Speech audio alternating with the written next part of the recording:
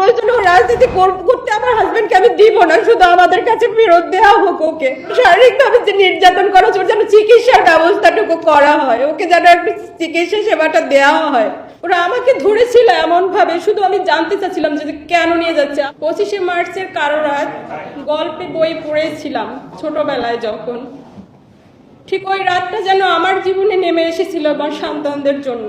আমরা ঘুমন্ত অবস্থায় ছিলাম আমার বেডে, আমার দুইটা বাচ্চা, একটা 5 বছরের আর একটা 1 year প্লাস।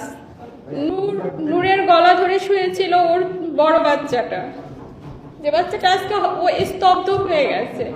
25শে মার্চের কারো রাত গল্পে বই পড়েছিলাম ছোটবেলায়, যখন ঠিক ওই রাতটা যেন আমার জীবনে নেমে এসেছিল আমার সন্তানদের জন্য। আমাদের ঘরে কোনো কলিং বেল দেওয়া হয়নি, কোনো কিছু না। হঠাৎ করে মেইন দরজা এবং আমাদের রুমের যখন দরজা ভাঙার শব্দ শুনে আমি শুধু ছোট বাচ্চাটাকে রেখে শুধুমাত্র দাঁড়িয়েছিলাম। এর মধ্যে দেখে আমার সামনে এসে অন্ধকার ঘর, অনেকগুলো লোক, তাদেরকে তখন তো আমি চিনতে পারতেছিলাম না। নূর উঠতে পারতেছিল না, বড় বাচ্চাটা ওর গলাটা জড়িয়ে ধরেছিল। এর মধ্যে ওরা ঘরে ঢুকে সর্বোচ্চ মনে হয় 3 থেকে 4 মিনিট হবে। তো বারবার জিজ্ঞেস করতেছিলাম আপনারা কারা। এতটা মানে ভয়ঙ্কর, আমি ওই রাতের বর্ণনা হয়তো আমি দিতে পারতেছি না এই মুহূর্তে। 2 থেকে 3 মিনিটের মধ্যে ওকে নিয়ে যাওয়া হয়। ইভেন সিকিউরিটি গার্ডের যে নর্মাল ফোন সেটাও তাকে নিয়ে যাওয়া হয় ওই রাতে। তারপর ভোর রাত ওকে নিয়ে যাওয়ার কিছুক্ষণ পরেই আজান দিচ্ছিল। আমি রোডে পাগলের মতো দৌড়াচ্ছিলাম যে কারা নিয়ে যাচ্ছে। সেই 25শে মার্চের রাতের মতো এত ভয়ঙ্কর, এত বিভৎস। আমার মানে কিছু কথা আসলেই বলতে আমার খুব কষ্ট হচ্ছে আজকে।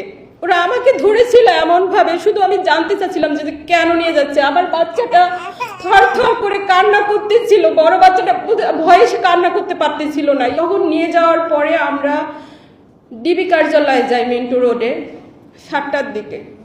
ও জায়গায় খোঁজ করি যে কারা নিয়ে গেল, যেহেতু প্রশাসন হয়তো নিয়ে গেছে কিনা জানার জন্য। ডিবি কার্যালয়ে গেলাম।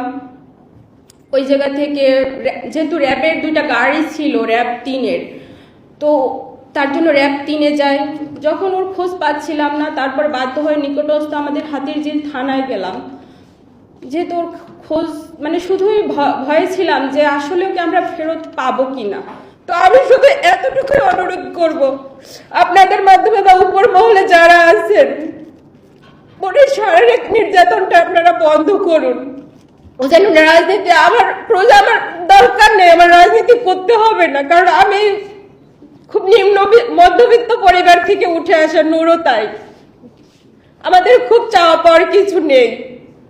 হয়তো নৈতিক জায়গা থেকে ওর মনে হচ্ছে দেশের রাজনীতি মানে সে জায়গা থেকে কথা বলছে, হয়তো সে কথাটা কি মানে খুব অন্যায় কিছু তো ও বলেনি।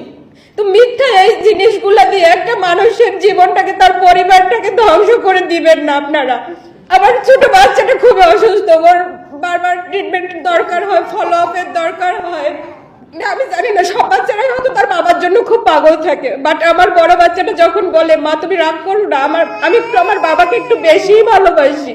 তো এই জিনিসগুলো আমার নিতে খুবই কষ্ট হচ্ছে। ও ঘুমায় না, বাবা কখন আসবে, প্রতিদিন ওর অপেক্ষা, রাত যতটাই হোক খুব রাত জাগে ও ওর বাবার জন্য। বাবা যখন আসবে তখন সে ঘুমাবে বাবার সাথে। তাই আপনাদের কাছে মাধ্যমে শুধু আমার করজোর অনুরোধ, প্রয়োজনে রাজনীতি করতে আমার হাজবেন্ডকে আমি দিব না, শুধু আমাদের কাছে ফেরত দেওয়া হোক ওকে। ও তো কোনো অন্যায় করেনি, ও তো কোনো অপরাধ করেনি, এতটুকুই শুধু বলা। ওর শারীরিকভাবে যে নির্যাতন করা হচ্ছে, ওর যেন চিকিৎসার ব্যবস্থাটুকু করা হয়, ওকে যেন একটু চিকিৎসা সেবাটা দেওয়া হয়।